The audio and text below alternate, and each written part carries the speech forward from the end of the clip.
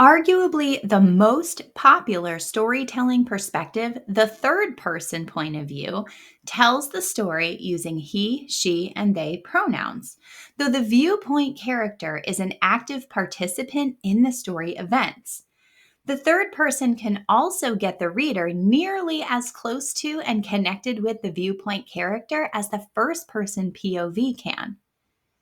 The third person is limited to what the viewpoint character can know, feel, observe, perceive, wonder, hope, remember, or guess, which can add mystery to the larger context of the story or show the viewpoint character's mistaken assumptions and biases as the story unfolds.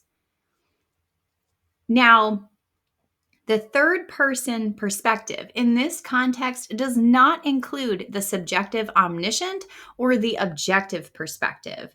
Those perspectives will each have their own writing advice videos later in this series. In the third person, you decide how many characters your reader will get to know intimately. And different from the first person, where the character is the narrator, in the third person, you get to decide how much of your narrative voice is present in the writing or how strong your character's voice can become.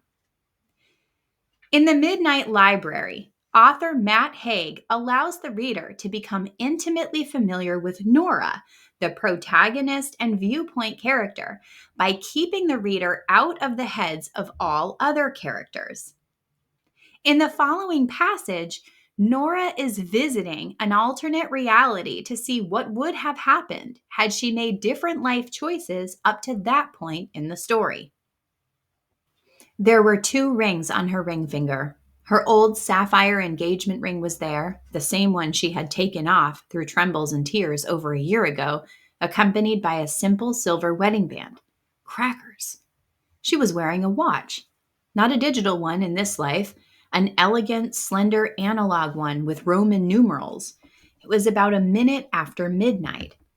How is this happening? In the example, the third person achieves the closeness of experience the first person achieves using a stream of consciousness style when relaying Nora's thoughts, as shown in the bolded reactions. And while Haig uses Nora's observations to inform the narrative voice present in the story, that voice is slightly detached from Nora at the same time. The third person narrator contrasts Nora's experience by cluing in the reader to the specific changes Nora notices, her rings and her watch, and offering Nora's thoughts on those changes as she steps into a life that is both hers and not hers. And while The Midnight Library showcases only one character's perspective, it's not uncommon to see several viewpoint characters in a third-person novel.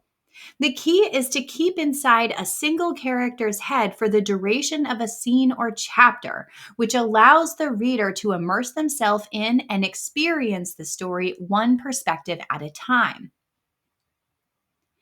In Tommy Wallach's novel, We All Looked Up, the reader follows 4 teenagers in alternating chapters as they process the news of an asteroid hurtling toward Earth that will inevitably result in an apocalyptic collision. The teenagers are left to figure out how best to spend the time they have left. The alternating third-person POV allows the reader to compare how different characters handle the seriousness of the situation they face. Compare the following 2 passages from We All Looked Up, each from a different viewpoint character. The first. Anita has spent the last couple of nights reading about the Stoics and Cynics, the Epicureans, and the hedonists. Socrates believes that in a perfect world, every person would be doing the thing that they were born to do, which meant that if you really believed your true calling was as a singer, to do anything else would be to break the most fundamental rule of the universe. And the second.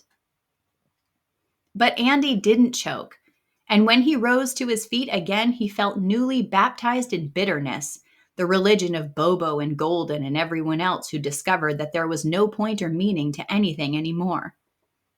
While Anita is leaning on her philosophical education and moving with purpose and drive, Andy is diving headfirst into absurdism.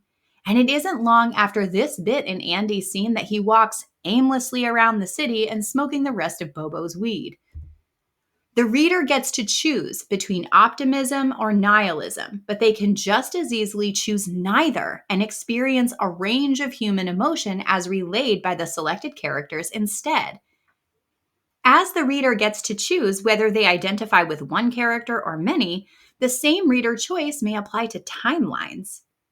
Karen Slaughter's novel, Pieces of Her, is a dual timeline thriller that follows Andy in the present as she tries to unravel her mother's past and learn who her mother really is. The novel also follows Jane, a young woman who finds herself in more and more difficult situations and realizes life has spiraled out of her control. The reader gets a puzzle. Why is Andy's story relevant to Jane's? How are their two stories connected? In the present timeline, Andy is in a restaurant with her mom, and the pair are discussing Andy's relatively recent move back home and Andy's misgiving about her circumstances. Laura insists there's nothing wrong with being normal. Normal people have very meaningful lives. Look at me. It's not selling out to enjoy yourself. Andy says, I'm 31 years old, and I haven't gone on a real date in 3 years. I have $63,000 in student debt for a degree I never finished, and I live in a one-room apartment over my mother's garage. Air strained through Andy's nose as she tried to breathe. Verbalizing the long list had put a tight band around her chest. The question isn't what else can I do, it's what else am I going to fuck up? You're not fucking up. Mom, when the reader jumps to the past, they find another woman in a different set of less than ideal circumstances. Jane hadn't wanted him then either, but she remembered keenly craving the after, to be held in his arms, to press her ear to his chest and listen to the steady, content beat of his heart, to tell him about the baby, to see the happiness in his expression. He hadn't been happy the first time. Come on, love. Nick gave her a chaste kiss on the forehead. Let's get some sleep. Jane let him pull her down to the futon mattress. His mouth went to her ear again, but only to brush his lips against her skin. He wrapped his body around her. Legs intertwined, arms holding her close, he made a pillow for her head out of the crook of his elbow. Instead of feeling the usual sense of peace, Jane felt like she was trapped in place by an octopus.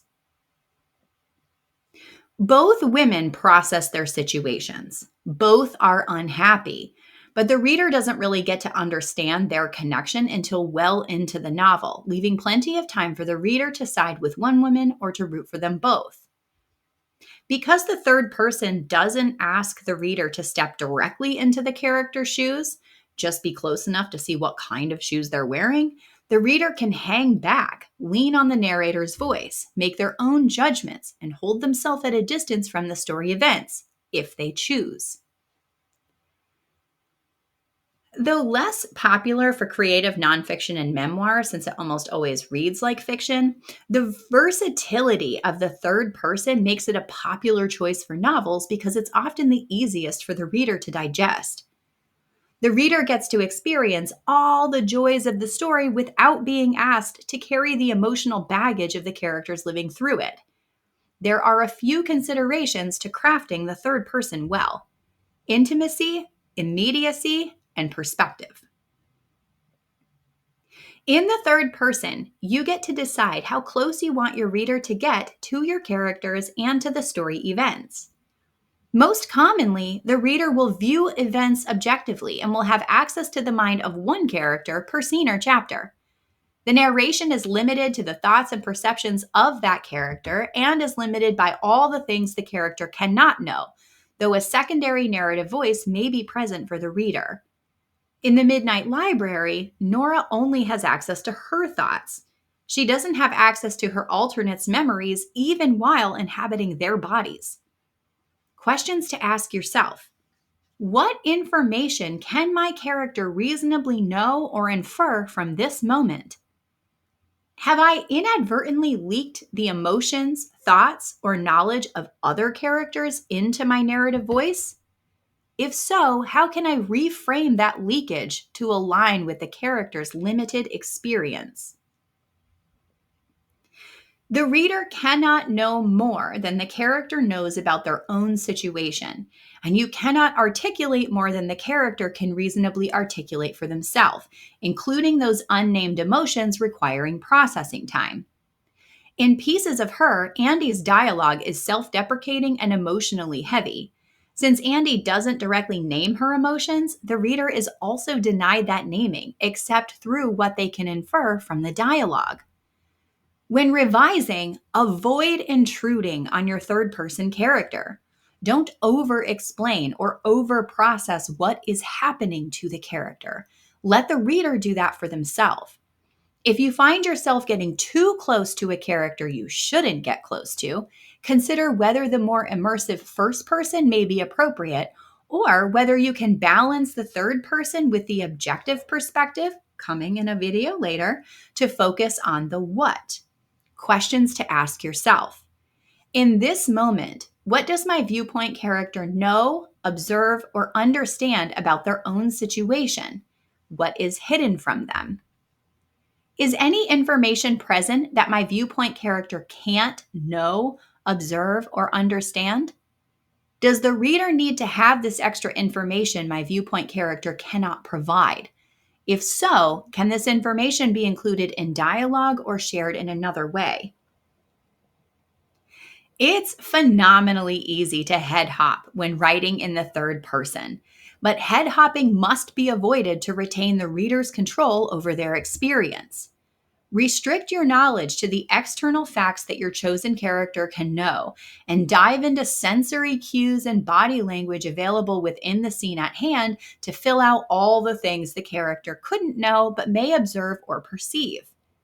And if there are pieces of information your reader must know, but that which cannot be delivered through the viewpoint character, consider balancing the third person with the omniscient, which allows for some added creative freedom. Questions to ask yourself. What knowledge does my viewpoint character have that they are willing to share? What body language, sensory cues, and other setting and circumstantial information can the viewpoint character pick up in this moment? Would balancing the viewpoint character's perspective with another, such as the omniscient, bring clarity or meaning to the book? The third person can do some serious heavy lifting for your story because it allows you to explore different viewpoint character perspectives and different timelines. It also affords the best mix of character immersion and world exploration within a single POV because of its versatility. When determining who your third person focal character is, consider whether a single character can reasonably know or deliver all the information the reader needs to know. If you find yourself scrambling to include information or breaking third-person POV to do it, consider either adding another POV character to fill in gaps for your reader or using another perspective in recurring scenes to do for the reader what the character cannot.